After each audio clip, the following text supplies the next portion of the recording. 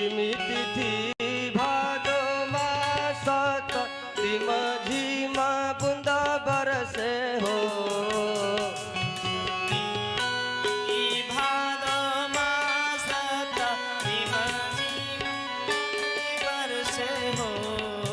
ललना रोहिणी नक्षत्र आधी रात कन्हैया परगट भैले हो। ललना रोहिणी नक्षत्र आधी रात ललना प्रगट भैले हो।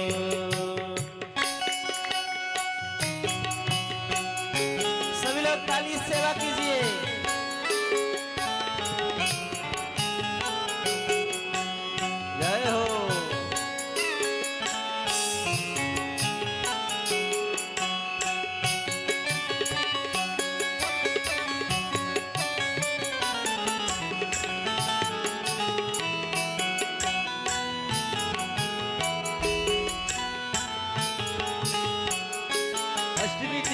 भादो मास का महीना, आधी रात्रि का समय है।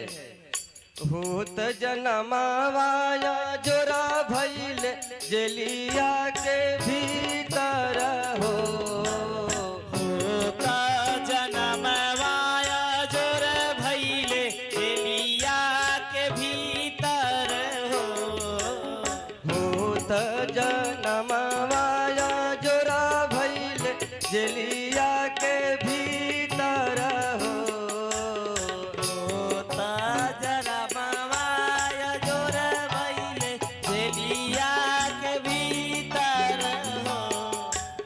ललना खुल गईले जेल के किवाड़ पहरवा सब सुतल हो। ललना खुली गईले जेल के किवाड़ पहरवा सब सुतल हो।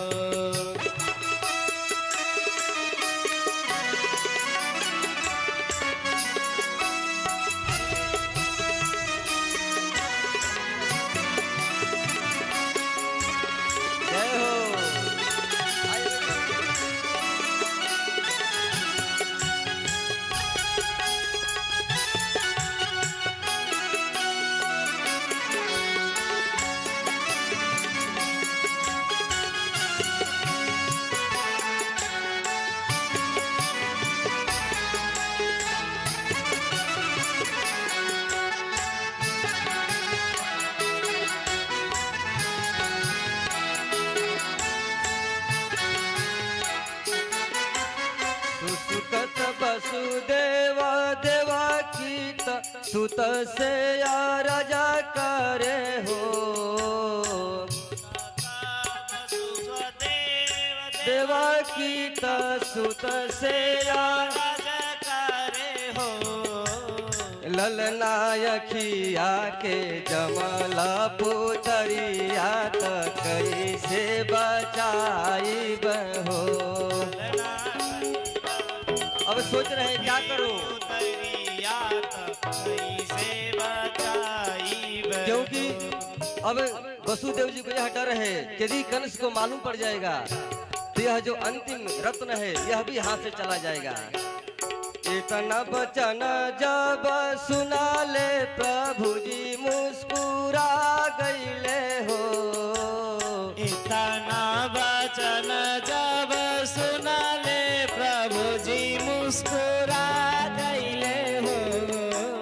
ललना मती रोवती राजा के बांधत नंद बाबा घरे चल हो। जाके बांधत नंद बाबा घरे चल हो। करे आप रोइए मत, चिंता मत कीजिए, आप नंद बाबा के घर मुझे ले चलिए। और भगवान ने एक बड़ी सुंदर बात कही, दुनिया के हम उपजाइला खिलावा मिटाई ना हो। दुनिया के हम उपजाइला खिलावा मिटाइला हो। ललना हम ही तो खिलावा मिटाई ना सब घेरो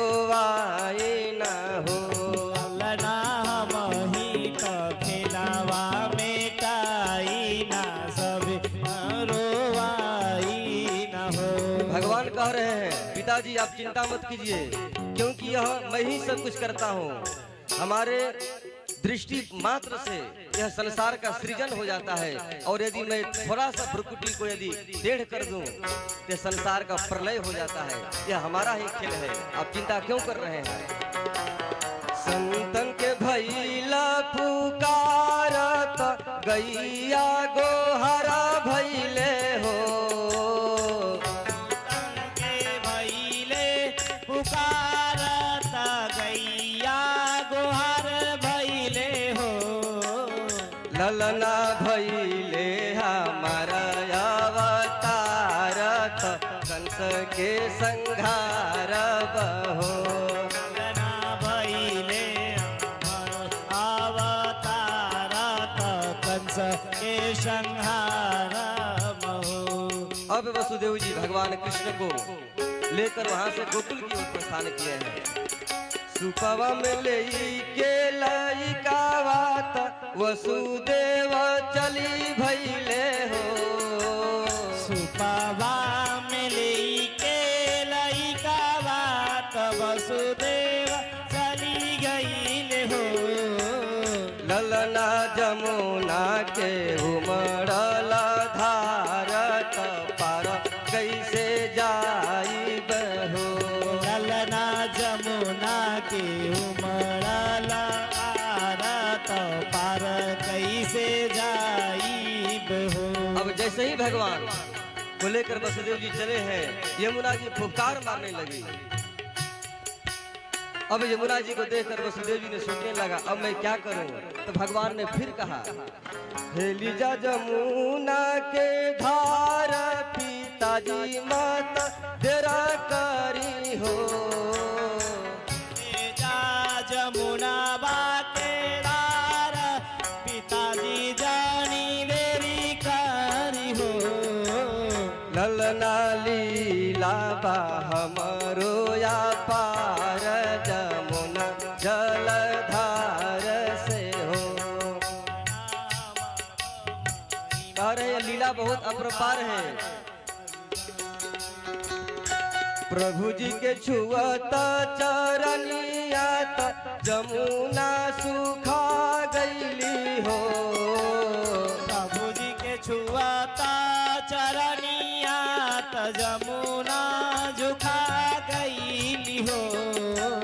भगवान का जैसे ही चरण का स्पर्श हुआ है, यमुना जी का पानी बिल्कुल कम हो गया और वसुदेव जी बड़े ही आराम से पार हो गए। प्रभु जी के छुअता चरनिया जमुना सुखा गईली हो।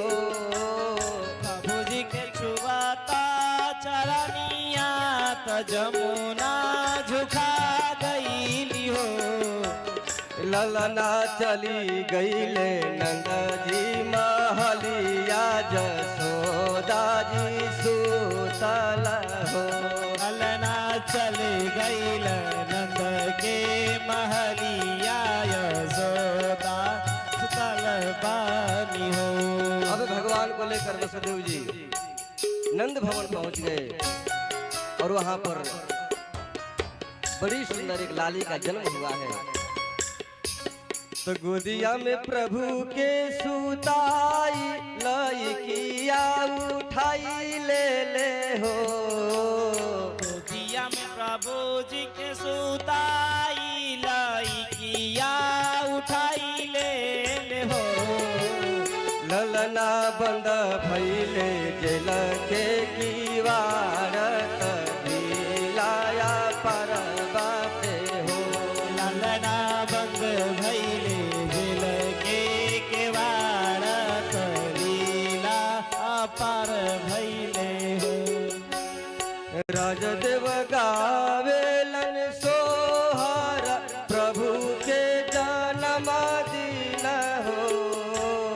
राजदेव गावेला सोहर प्रभु के चरण पार हो। ललना स्वामी शिवानंद के चरनिया धई के जा